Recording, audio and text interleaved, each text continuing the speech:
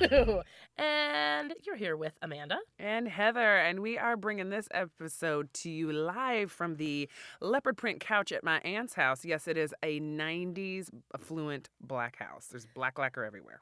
Black Lacquer matters. Also, in this episode, you're going to get a little bit of our take on just the pure, beautiful comedy that President Trump has given us in the past few months. Muchas gracias.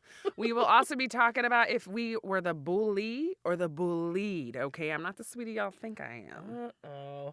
And last but not least, Heather and I try to remember what we can recall about the 90s race riots. I'm not too sure. It's a long time ago. It's our own episode of High History. It certainly is. And at this episode, we were a little bit stony. We were on the couch, and we want to bring you our own house version of Semi-Woo. Dude, we could take 90s prom pictures on that, and we should. That would be funny shit for pictures. pictures. I have this idea right now that I want to rent this fucking house out as a photo shoot thing. If you want to come and take like black 90s picture photo shoot. And you come and you do their makeup. You can come take a drag photo shoot. You do their makeup and they could take a 90s Khadijah fucking in living single photo shoot experience. Or Cher and fucking what's her face from? Oh my god, dude. LaToya Jackson. All them. You could redo, listen to this one. You could redo the fucking set. You could do like 4 characters from Coming to America. Oh, we have the big chair. We have the big chair, dude. Are you kidding me? Oh my god.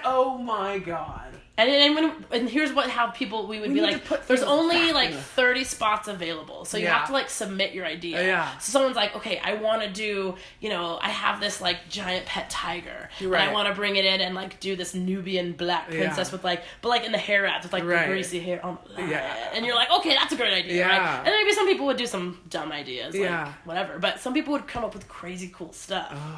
That relates to all kinds of different black culture from like the 80s and 90s. Right, dude?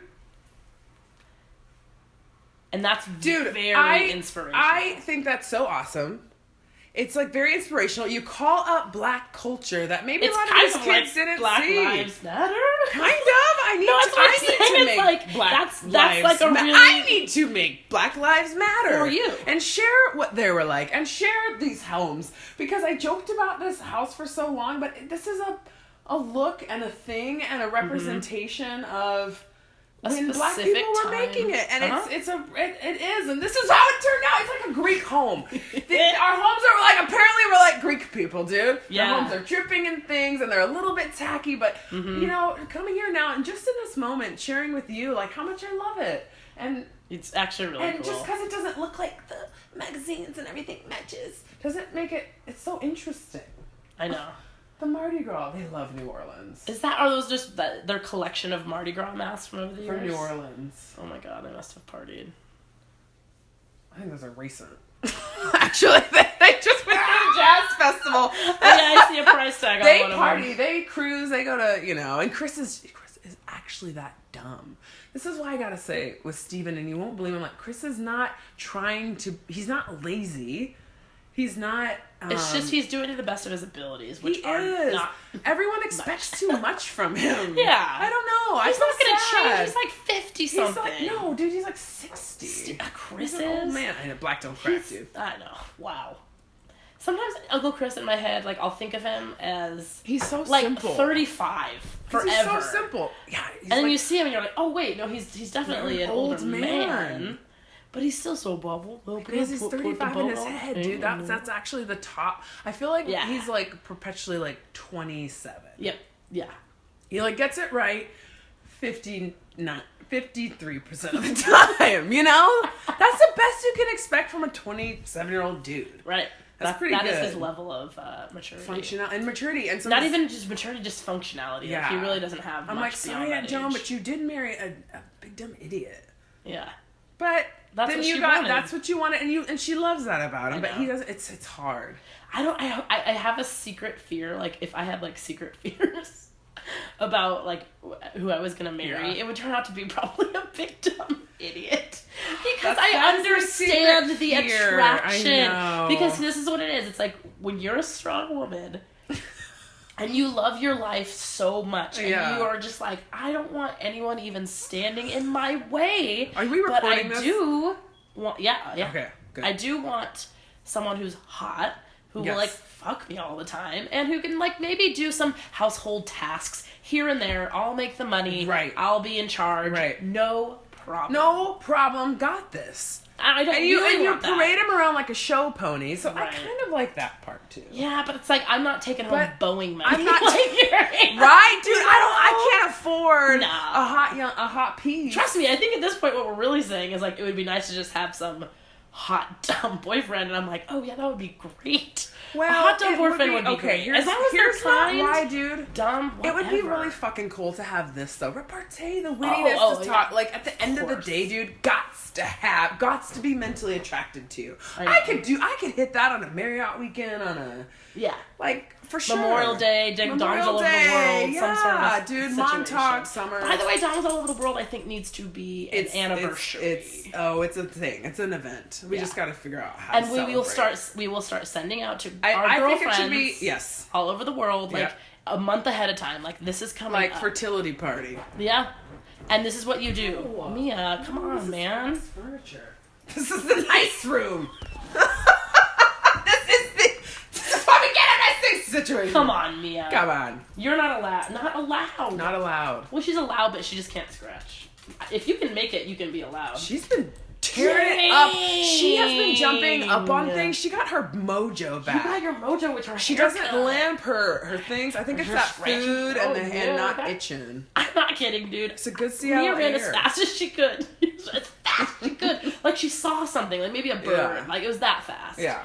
Jumps on the fountain and just nose dives. Oh my gosh. It was, to see it visually, it was like she was just there and then just gone. Right. And I was like, for some reason I thought it went like this and like boop, and there's like a little flat part. And it goes like, you can like climb over into it. Like, you stupid. Dude. Dog. But it was funny. It was funny. I know. It was funny getting you out, and she's just like, her face is just like, I fucked up. I know. Please get me out of this water right now, for the love of God. But when they're all wet and sopping wet and trying to go, they're so cute too, because they're like so tiny. Until they read. And then right when she ran out, she's running around in circles like crazy, and those gay guys are cracking up. And I said, she's not dead, bitch. I was on the way between him saying that and running to get her. There was a momentary where I was like, if my dog is really dead, you are going to feel so bad for asking me, like, I think your dog just died. I love the drama. He was just teasing me, but he was just such teasing a gay joke. Like, the new gay joke isn't like where you tease gays. It's like where you, like, that's the kind of joke that gays just make out loud. Yeah. I think your dog just died. You know, like straight boys don't sit around and say that stuff. Yeah. But it's fun and sassy. Oh, it's and when it's funny. It's funny, and it's just like us. Dark. I love it. Dark humor. It's dark and it's fun. It's sassy. I like it.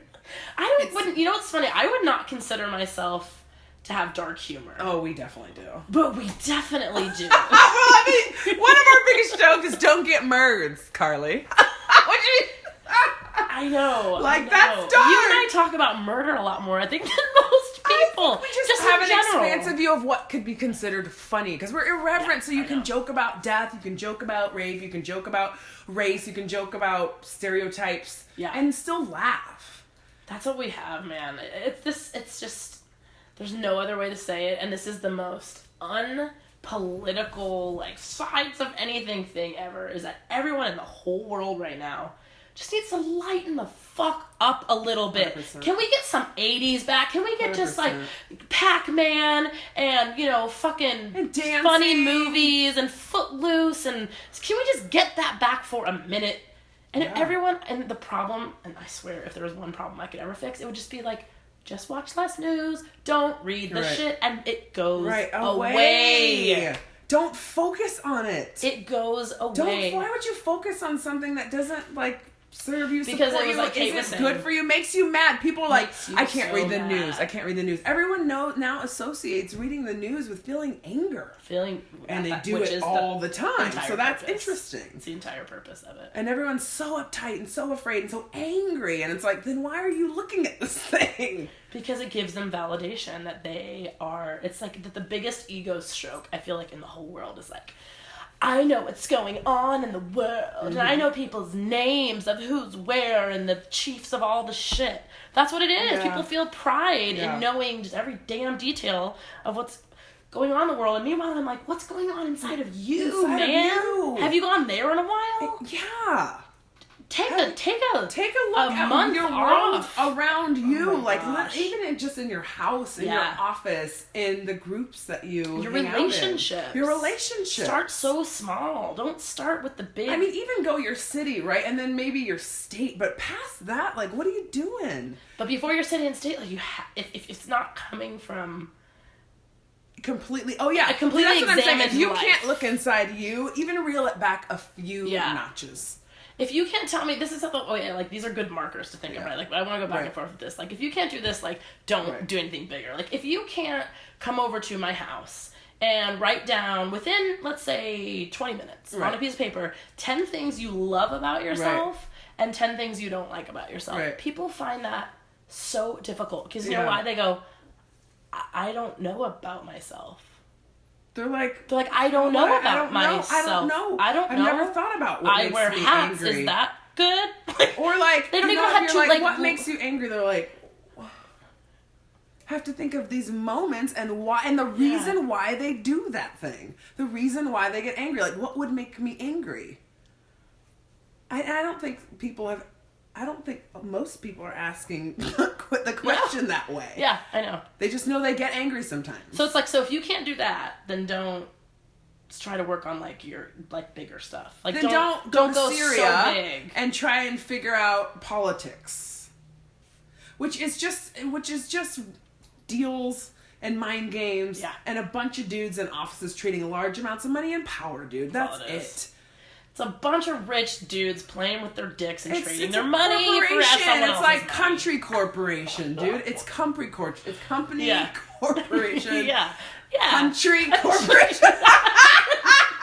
Country company and corporation. Corporatizes the corporatization. Quality comprehension of a country's corporateness.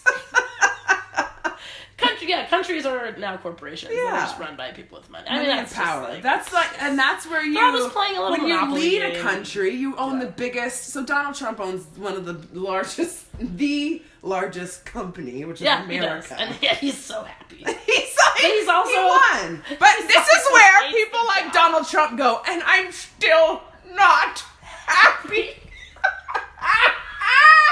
Tell us, Don, how does it feel at the fucking top? Because you don't look happy. This is where now he can't deny it. Dude, all I will say is if we look back even in 6 months to a year from now and look at what it's like a bull in a fucking china shop. Like, the band didn't work, but they pulled. Bill in New Jersey up again. Everyone hates me. It's just one punch after the next. It's only been 4 fucking months. Yeah. And he's already under investigation. He's like, he's just telling everybody, like, hey, don't talk about, hey guys, RUSSHIA, just shh, can we just, and they're like, what does that spell? Right. I do. What? Oh my god, okay. There was this thing, oh my god, this was absolutely fucking hilarious. And as a timestamp this time, it was all the leaders of the world, how they responded to the Manchester attacks. Yeah. And all of them were these, either some starting at just like really straightforward, like, our thoughts and prayers and blah, blah, blah. Yeah. And you're like, well, that was a little weak.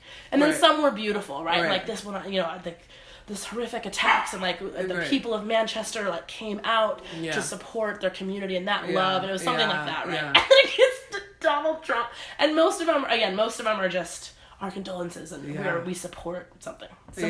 Donald Trump's like, sad losers. He's just like, I'm not even gonna call them monsters. They're not monsters. They would like that. I'm calling them losers. That was his official statement. Wow. It was. Wow. They want to be called monsters, and I'm not going to call them monsters. I'm calling them, from now on, I call them losers. Just them. Just call them losers. Them. Losers. Loser. That's what the president of the United States dude. said. And you know what? He's like the most egomaniacal manifestation of a fucking senior class bully. Right. He's just a straight He's a fucking bully. He moves. Have you seen people? He moves people's water out of the way. He'll be like this, and at the meeting, and he goes, like that. So the person can't have their water. If there's all these clips, like he rearranges. Bullies, dude. They shit your shit off your desk. They. Absolutely. Absolutely. I will say I was probably, if from 1 to 100, and 0 to 100. 0 being were you the bullied, and 100 being were you the bully. Bully. I would say I was closer to bully, but not in any sort of a mean, cruel way, but in a like definitely tease people. I would say I'm 50-50. I didn't tease people, but I didn't let people fuck with me. I wasn't bullied, and if you did, man. I've done some things. There was this girl, dude, Andrea fucking Knickerbocker. No. I hate her! She played the piano well. She just did everything well. She was like top student, and she rode in our carpool. And this bitch, I think someone probably called me fat. And it got into this thing where my brother like ran out to protect me, but he was fucking Leaky Faucet. Because he cried all the time, and I was like, Leaky, if Leaky defended you, it was gonna make it worse. And I was just saying, Leaky, no! Leaky, no! Don't try to help me. I got this. And he never forgets that I pushed him away. But anyways, we got into this thing, and I called her like an idiot or whatever, and we like stomped off, and it was like this big playground fight in 5th grade. Okay. And I went upstairs, and I told my mom, I was like, hey mom, Andrea doesn't need a ride home today. She told me to tell you. And then I took her lunchbox, and I was like, hey Andrea, and pushed it off 3 pockets. Oh my. It was this Tupperware thing. And it made this thing way more dramatic than it had to be. Yeah. You busted up her like, lunch pail. Fuck this, dude. You destroyed and her then property. Me and my family took off without her, and her parents called and were like, where's Andrea? You're a crazy because we bully. left her at school. That was my one big that's thing. Good. That's but good. other than no, that, you know what? That's not bully. That's a little bit of payback. That's payback.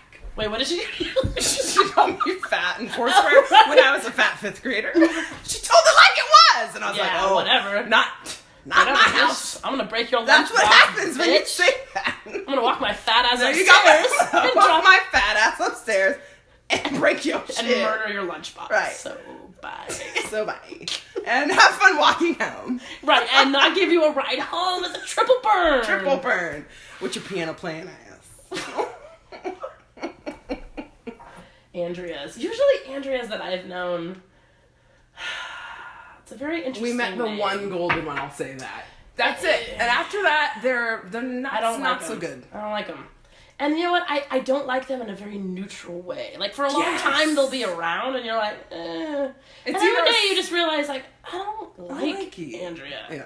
And I've had, like, 4 Andreas like that. Isn't that weird? Mm. It's kind of a weird name. Yeah. Well, it's like Andromeda. Andrea. All my Hawaiian friends would always go Andrea. Andrea. No, they should call her Andrea. Yeah, that's like the every Hawaiian Andrea. Because in Hawaii that's pronounced Andrea.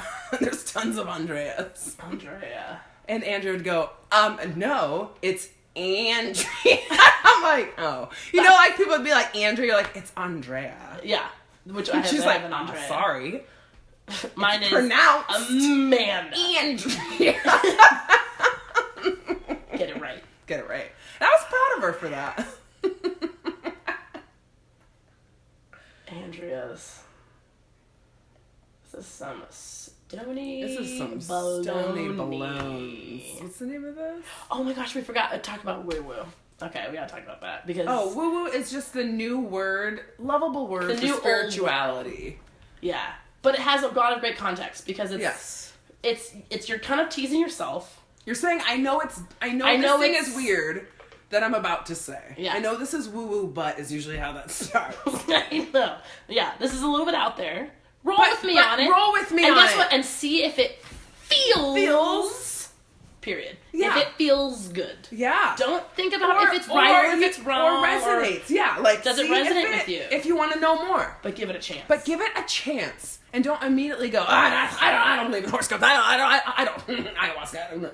You know what I mean? Oh my God, People, some immediately shut down and just are like, roll their eyes. And that's why I say woo. It's like, I know you might think this is weird. Yeah. But go with me on it.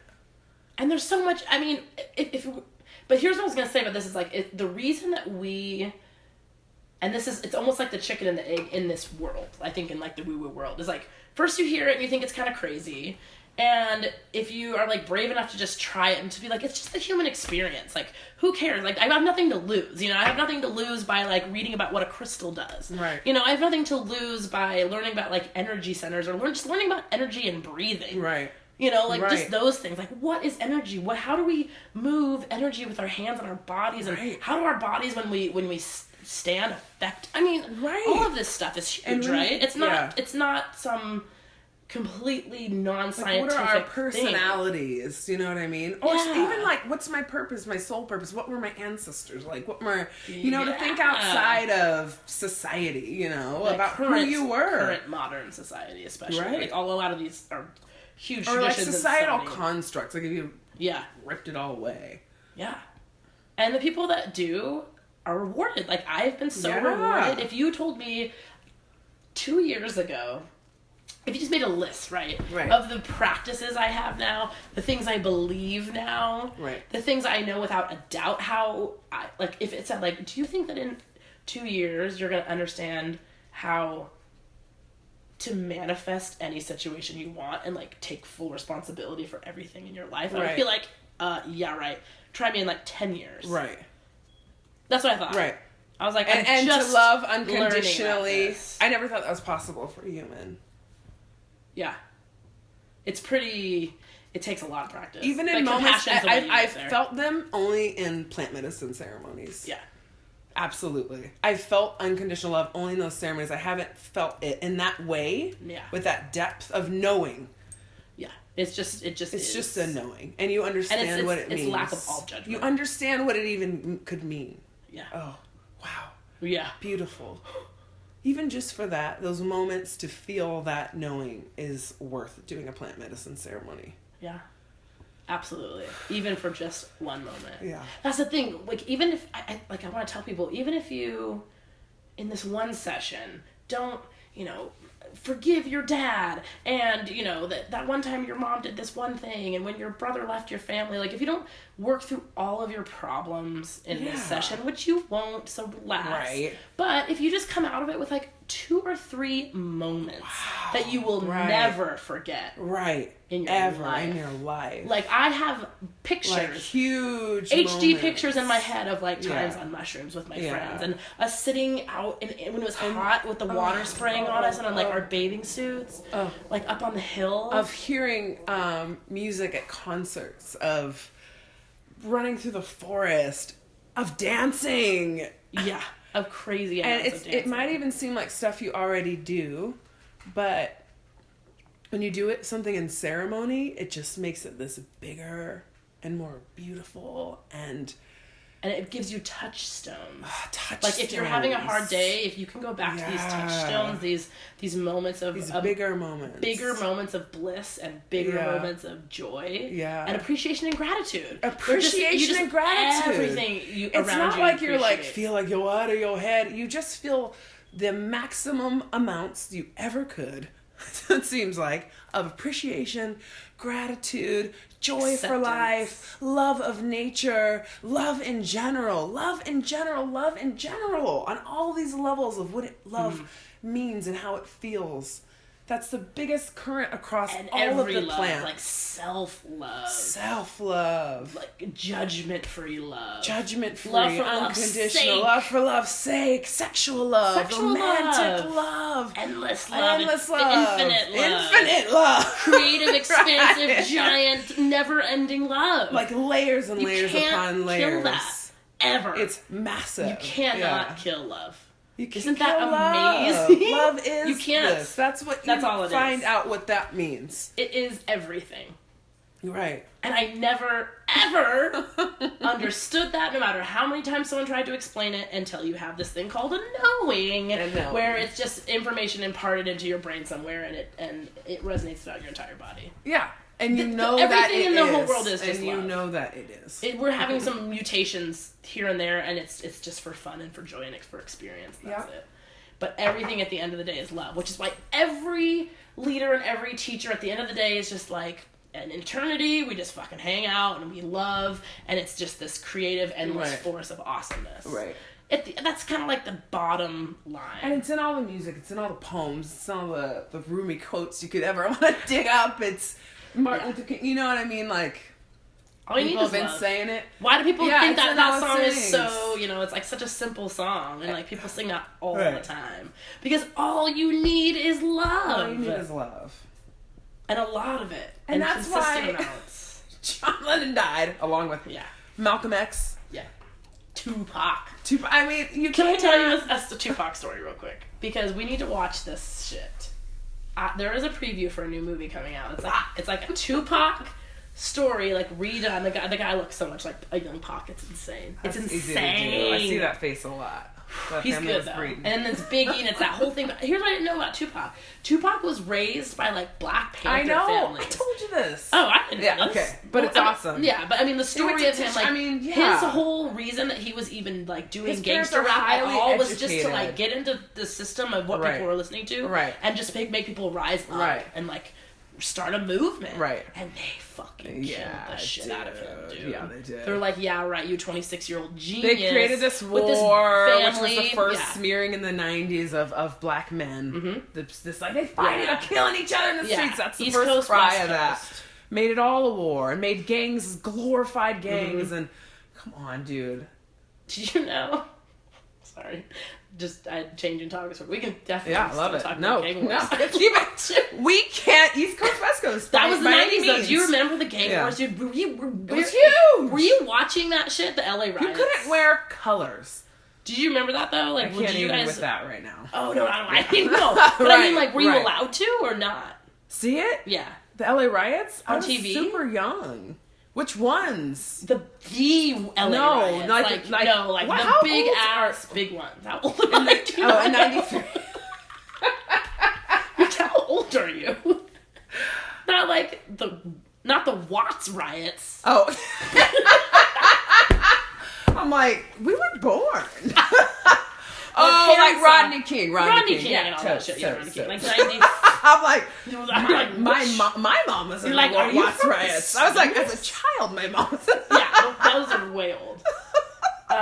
Everybody's got a riot. Everyone's got a riot. Yeah. So this new generation is doing riot. Rising up since the beginning of time in France, and they cut their heads off. Riots among the poor people. It's like we're sick of this shit. We're sick and that was a modern day burn the castle. Except we burned our castle, not the smartest. The smartest, but dude, sometimes the lowest ain't the smartest. Actually, it wasn't ours. It was like lowest, Korean shops, dude. That's when that started. People just run and get TVs. I'm like, is that what you really want? Really want a TV? It's like they broke in. They like fucked shit up.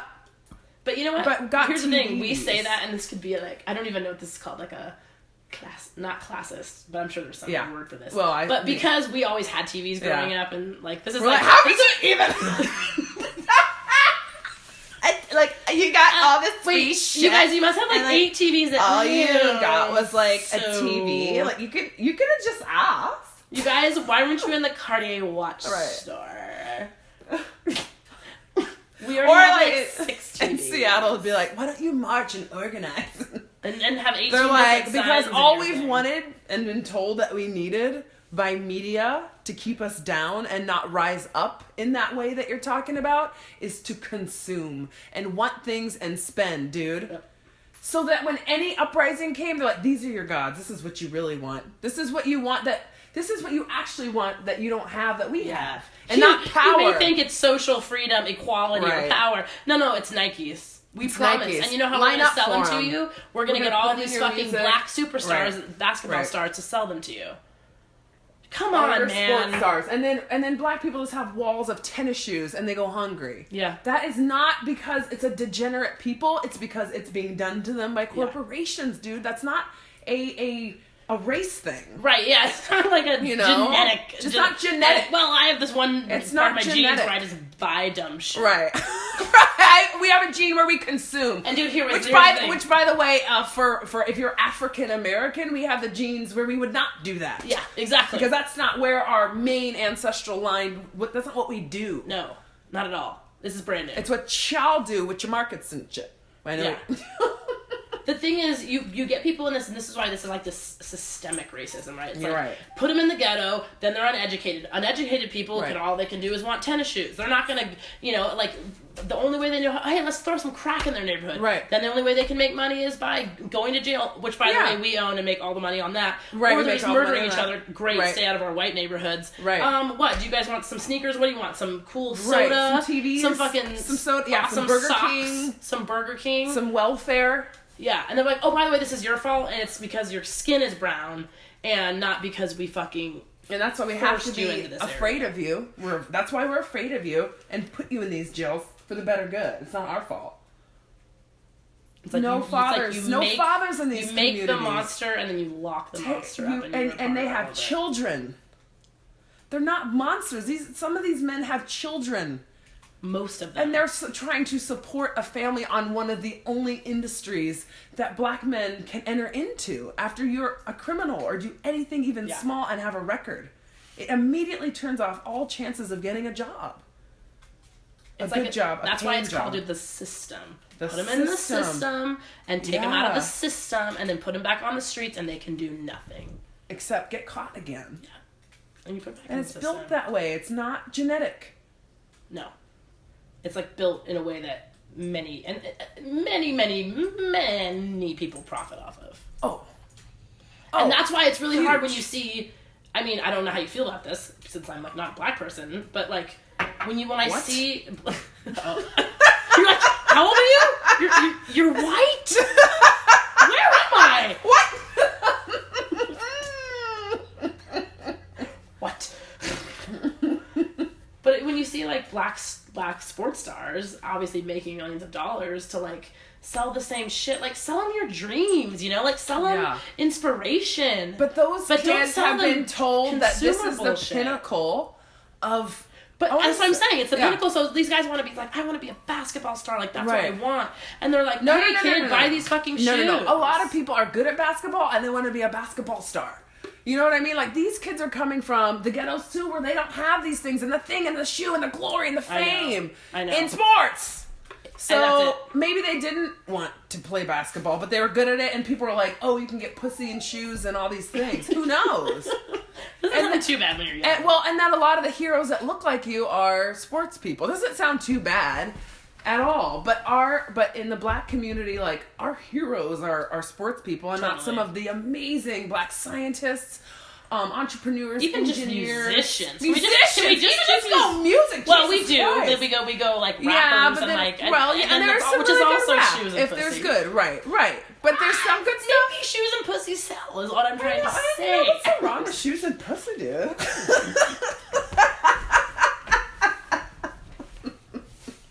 Like if you're, as a kid. This is how we can just flip-turn on any subject. Right now, honestly, I know that you're about to make perfect sense about, even though we just were like, this is tearing down America! The black community is suffering because of these. What is so wrong? Shoes and pussy. Hey. I mean, nothing. Shoes are great. Lifelong. Pussy's great. Yeah. End of story. So don't sell your soul for it, though. And also maybe have some other options, because eventually the pussy runs out, or you get bored of it. Yeah, and if you're not a shoes and pussy person, what type of person are you? If you're not so motivated by that, then figure out what you are motivated by. Yeah, because guess what? At the end of the day, the thing that truly, it's not even just motivated, because you can be motivated by sex or something simple a lot, right? Yeah. It's not about being motivated by something. I think it's like, what makes you feel at the end of the day that you are like living a life that just like so matches yourself, and that you're just that you're creating, you know, like that you're creating something amazing, and not just like you're just like fucking people and buying shit. What a shitty! I could look myself in the face if I did that. Like, I just fucked 5 dudes and now I'm gonna go shopping and buy a bunch of consumer bullshit and like throw bags on the table. Right. Hell no. Use things and have tags on things and not know my like it strikes fear into my heart to think about like celebrities where they like their closets where they're just like, I don't know. They don't know what any of it is. It has no significance to them. They're never going to wear it again.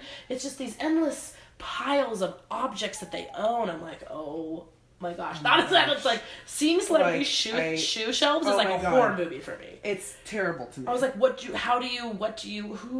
who does someone clean them? What do you do with all these things? Yeah, do they deteriorate? They just look at them. Oh my. Like nature. Like, look at my shoes. And they'll be in closets in like little tiny museums. Shoe museum. They build a shoe museum, and they. But the problem is, if you've ever been to the real like a museum exhibition with shoes from like over all time, oh hell sure. yeah, they're insane. Get it. These women have boring ass like this is like 19 it's like art. That's the thing. It's like a sculpture, right? And some are, but most are not. Yeah, it's like how many racks of cake spades. Like that ain't art. No, fuck you. No way. Fuck you. Jimmy Choo's like, another black strapped Jimmy strap. Choo. Those are the most unimpressive shoes I've ever seen in my life. They look like well-made office pumps. Or like the girl who and they look like they're they look like the girl who spends too much fucking money on her shoes. Where you're like, you see a girl and you're kind of like, oh, those shoes are like whatever, like a simple black kind of like stiletto or something, right? And then you're like, and you know because you've seen shoes, you're like, those shoes are expensive, and they are, and then you're like, those shoes are like $7.95, dude, and you're like, they're nothing. They're nothing special, but. They look good. I know, and it means something. It actually means something more to have a simple, super expensive heel. Because you're like, all of my shoes are in this echelon. All of them. These are my running out. You know? That's like that girl, Tessa, Liz's friend. Like, her life is like every 2 months at least. She posts a new picture on Instagram of like this like a Givenchy bag and like a a giant Chanel backpack, like the pleated ones. Wow. And I was like, I might drool a little bit on that. They're beautiful. Gorgeous shit. I mean, all the time. Like, and they are well made. But here's the thing. I was like, sketch and I tease her. Tessa's this tall, crazy lunatic, and I love her. Have you ever met her? Mm-mm. Oh my god, she is such a beautiful lunatic. She's so amazing to watch, like a giraffe. Like, she's just really silly and spacey. Yeah. But then she'll just say stuff and she's with you and makes jokes and is really funny. Yeah. But really just like spacey. Oh, you know who's like that? That girl in New York. What's her face? Hannah. She's smarter than Hannah, though. She's smarter than Hannah. Hannah's actually really smart. I know, in a very but way. We hang out with her a lot when she's like raving. That's why Hannah seems crazy. Which is all the time. Which is pretty much when you get her after a yoga class, you're like, oh, dang. And that's how we were always like, how does Hannah have this fucking corporate job? This like big time at a big bank leading people. I know. And then you hang out with her and it's just like, she's like a... I found out when we were going through our little health phase in New York City, which is totally doable there. Yeah, because you can ride your bike. You can, if you don't have to work, it would be fun for like a month at a time. Yeah, I think living anywhere would be fun if you didn't have to work. Not true. Not for a month at a time. You know what I mean? I mean, like a major city would be fun. Yeah, like I would like to go fall, like every now and then. Not saying every year, because now I'm seeing how things flow. Yeah, like I know. Where you go have a fall here, and you go back to your favorites, and you do Mardi Gras for a different festival, and you just kind of go pop in, but for longer periods of time. You know, I like that. I want that. Here's the thing, dude. If I had the right money, or when we just. This is very soon. We just can design. Here's how I see it. we've already started designing our days. And designing our life. And designing our life. And we say it all the time, and we imagine fast. It's fast. And it's amazing how much it makes perfect sense, and how much it's making me work. Yeah. And how much it's making me focus. Yeah. And actually, surprisingly, how little time we ever have for, like, to recreate ourselves. We really don't have tons of time off. We're either exhausted, tired, and we're like, okay, tomorrow 9 a.m. Let's go. Yeah. And it's a lot of creative energy and a lot of flowing and everything. We don't have a lot of free time. We have 3 ever. big meetings this week. We barely, like, we run errands in between working, you know? I know. I gotta pick up some tuna and some water from KFC real quick. Which are errands. What else are errands? What are our errands right now? We need to get our nails done. Is that an errand? Yes. That's a fun one. That's a huge fun one that I want to do tomorrow. I actually don't know why I'm getting my nails done though, because I do want to get mine done, but I want to get them done on Saturday. Can we have a Saturday fun day? Saturday nail day. You'll be at your new house. And can we have a ladies? Oh my God! Can we have a ladies Saturday morning brunch? Saturday morning brunch. And go to Costco and get nails done. Ooh yeah, but Costco sounds like the nightmare part. Nightmare! I forgot it's fucking Saturday. Hell no. I ain't having no cart wars. Absolutely not. There's a lot of cart warring going on. You know what? I will say, if there is a flow to Costco, like, people keep it real at Costco. I think because we all know we're at Costco, and it's like, if anything goes wrong, a fucking riot is gonna break out. It's just gonna go wrong. You're kind of rolling around on the brink of a little bit of, like, disaster. Getting through, but that's why we're extra nice to each other. Like, yes, you can have the big old bite. Please, no. No, please, no. You were ahead of me. No, please. Like those people tonight in the grocery store, I'm like, come on, man. But that's why they give you samples too, because if you gotta go to Costco on Sunday or Saturday, they gotta fucking. You came from church and you didn't eat. Come on, man. Everyone saves to get the pizza after. Like, it'll be our reward, and we'll do it then. Like, you don't get the thing first. You're smart. You're smart if you do.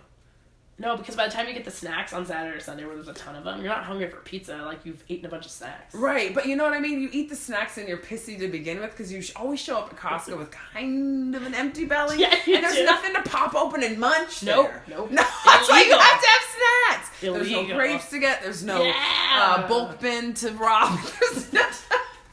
I only rob the bulk bin because I use it. You know what I mean? And I get lots of bulk It's like items. I consider it a fucking sample. It's like a wholesale. It's like my little Costco world. No problem. Yeah. And here's the thing, dude. Ain't nobody gonna tell me nothing about sampling the goddamn bulk bin. You know what I mean? I've seen people catch my eye and I'm like, are you really gonna walk over here and tell a 35-year-old woman that she can't have, like, a fucking pretzel? A chocolate-covered almond. Come on. No, and no one will. No one ever does. That's the thing, though. No one ever has. People think in their minds, they're like, you can't take out of there, because this is what they do. They go, because if someone saw you, they would walk over and be like, ma'am, you are not allowed to take your hands and eat anything from the bulk bin. Can you please leave the store? That will never happen. But everyone thinks it will. They think that it's going to be embarrassment. All their neighbors will see them. Right. And they'll never be able to shop there and ever we will again. get removed from the premises. Mm-hmm. I think it says that somewhere, actually. In fact, wait, go with me on this. How funny would it be to just get a little Sprouts name tag? Go into Sprouts on like a Saturday and act like the person policeman and have everyone's worst nightmare for the bulk bin, dude. And have everyone especially bulk bin. That's police. what everyone does it. We all do it out of fear. I look over my shoulder, dude. Me too. I don't want Sean like to ever see me at QFC. Who's he's Sean? so nice. He's the owner of the QFC. He's bald and he's short. He's the nicest man ever. He would look so sad. He would cry tears if he saw you. He would be like, he wouldn't say hi to me again, I feel like. But I do it. I take that risk. Yeah, he would. He's the coolest. This is how you walk. The coolest. This is how you walk into the bulk bin aisle to make sure you get the perfect snack. Right. Like, you'll know these rules too. First, you kind of check it out, and you're like, "Damn, there's like no one on this aisle. Like easy. Then you're easy peasy. There you're in. Done. Yeah. Do whatever you want. Check a few prices. Get comfortable with the layout. No, if there's 1 to 2 people, no problem. You're still good. Still gravy. 2 is playing with fire, dude. It is. But if 1 and 2 are like really confused about, where's the pen to write on the thing, that guy's real busy with that. He's like, damn, where's the pen? Which is I always do too. And the other lady's like getting like, shit bags of quinoa. Right. Those women where you're like, I know it says bulk, but how much are you getting? Like, are you making? What are you cooking? What are you cooking? How many people? They could empty out the whole thing. And then But dude, have you ever been in the aisle with 2 other taste testers. And it's like you can't all it's go like at who once. pees first? Who's first? Because no one wants to admit they're doing that. I know. So you gotta wait people out. And they want to be like, I'm just following you. Someone pays and gets like this much granola, like this. You're like, that's 4 cents. You're like, you didn't want that. You liar. That's those left bags that are always there, like someone are just from fucking people that were fake. Pulling the thing and getting I'm like, don't go through all that work. Someone has to put all that back. Here's the thing, it's like that bulk bin, I guarantee you in a day weighs so much shit. Too much comes out, it falls in the thing, and like the last thing y'all gotta worry about is that I take 2 to 3 pieces of one damn thing. One banana chip. Who cares? The sesame sticks. I get it. We all take the sesame sticks. I doubt they even sell them. To me, it's just the honey sesame sticks, they sell the shit out of those. You know why? Because they're fucking crap. They're so good. You know what? I don't think I can eat them anymore. I couldn't they kill eat the top of your mouth. They leave a film, and they make you feel bad. Actually, they're so oily. They're so fucking. You hold them for 2 seconds, and your my palate is so changed. No, I can't eat that shit. There's certain things. Do you know what I like though? Peanut butter covered malt balls with chocolate. With the crunchiness. That's a textural thing that I can't. It's a weird one. It's like a chocolate. That's the only way I can hear when people talk about mushrooms that they can't do it. The only way I can comprehend that is like how I feel about malt balls. Like mushrooms are much more chewy. I know that they're chewy, but an aversion to a texture. Right. Yeah. Like that's what I think. I think we should just make mushroom tea. That would be a really beautiful thing to do, and everyone can just have tea. You think so? Yeah. We have to try that first, so we'll come back another week before and try it. Because when you said it, I was like, I've never drinking mushroom tea. I wonder if the high is different because it's a tea and how it comes on. I doubt it. No, it probably is different how it comes on, but we should try it. Why not? That's what I'm saying. Oh, tomorrow. This is what we do now. Oh, for tomorrow. Yeah, mushroom tea. Yeah, I guess because we're out here. Why do we not? know how to make it? Well, even if we fuck one up, we still have the other ones. Well, but I mean, is it a thing where it's just water and mushrooms? I'm sure there's a million things online about it. Like, it's a very common way to do it. It's like one of the top. But I didn't know if it was like a process, like drying them out and using a powder, or you just soak the No, you just tea them in tea. Like, you over boiling water for a little bit. I wonder how long. Let's look it up. Yeah. I have to change the laundry. Hey, remember this. Biff! Oh my god, let me see.